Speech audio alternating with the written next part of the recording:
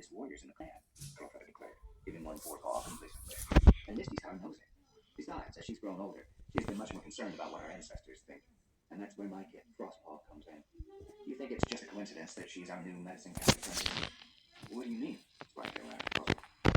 I've convinced Frostpaw that she's receiving messages from StarClan, Crowfeather explained. Misty Star will believe Frostpaw is our clan's connection to StarClan, and I can get Frostpaw to believe whatever I want her to believe. For a moment, Splashtail was stung into silence. Crowfeather could speak so calmly about feeding a medicine cat false messages from their warrior ancestors, especially when that medicine cat was her daughter. The coldness of her plan appalled him to the depths of his belly, even while he was reluctantly impressed. It's about time some cat stood up to StarClan. That could work, he murmured. It's going to work, Crowfeather agreed smugly.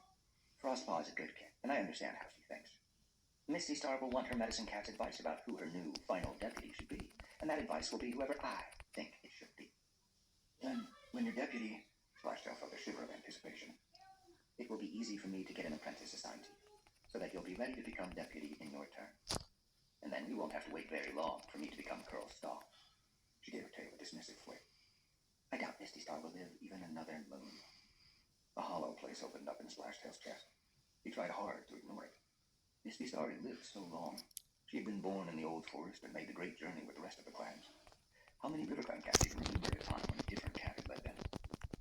Then everything will change, Crowfeather went on.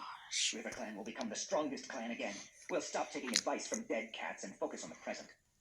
I can't wait, Splashtail meowed. Honestly, Crowfeather, I could chew my own fur off when I think that the plan depends on a medicine cat thinking StarClan wants you to be the next leader. Even if it will all be faked. I don't believe in all this listening to StarClan rubbish. What has StarClan ever done for me except tell me what I can and cannot do? Yes, of course, but don't let the rest of the clan hear you say that, Crowfeather commented.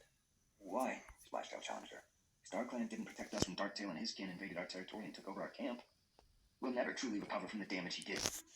And our ancestors didn't stop Misty Star from siding with that imposter, Ashfur. She put River Clan lives at risk to fight for him. He let out a contemptuous snort as Crowfeather's gaze darkened. I know all that.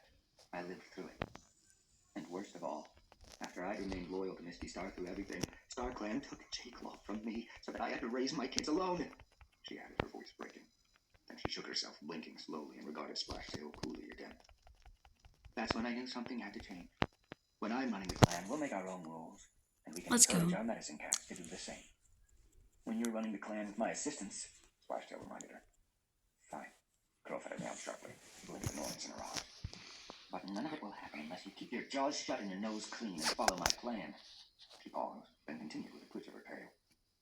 You aren't going to do all the work, you know.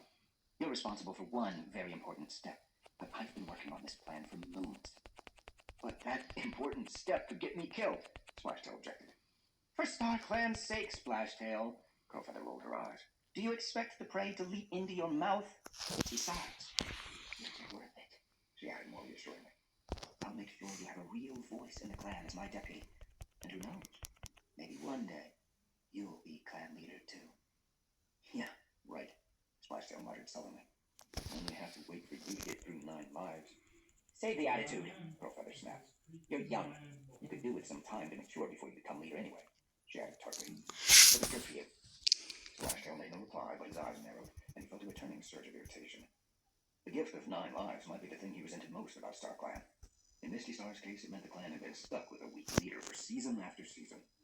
But it's just like Crowfeather to on one paw say that she despises StarClan, and on the other happily take the powers they offer. Splashtail resolved that when he was leader, he would not court StarClan's approval. He would reject the 9 lives. A cat shouldn't need all that time to leave his clan stronger than he found it. A strong leader should be able to do it in a single lifetime. So, this is what you have to do. Crowfeather's voice broke into his thoughts. The next time you're on a hunting patrol with Whisker, you get ahead of him when the hunters split up, and you leap out and surprise him. Maybe drop down on him from a tree. But however you kill him, make sure it looks like an accident. Remember, you'll have to move quickly, get away without being seen, and then we'll pretend to know nothing about it. The clan will mourn Reed Whisker and move on, with me as their new deputy and soon their new leader. Have you got that? Her condescending tone made Splashtail's throat prickle with irritation. Got it, he muttered. Crowfeather rose to a pause. Okay, I'm going back to camp now, she announced. Stay here for a few moments. The two of us shouldn't be seen together. Without waiting for a response, she turned her back and stalked away. The reeds rustled once more as she brushed through them, and she was gone. Splashtail was glad to obey. He needed time to be alone. Sitting down, he flexed his claws thoughtfully. If Curlfeather became Curl Star and accepted 9 lives, she could easily outlive him, and he would never have the chance to lead the clan. Why should he have only the power Curlfeather was willing to give her deputy while he waded through countless moons of her leadership? He and Curlfeather thought alike on many things,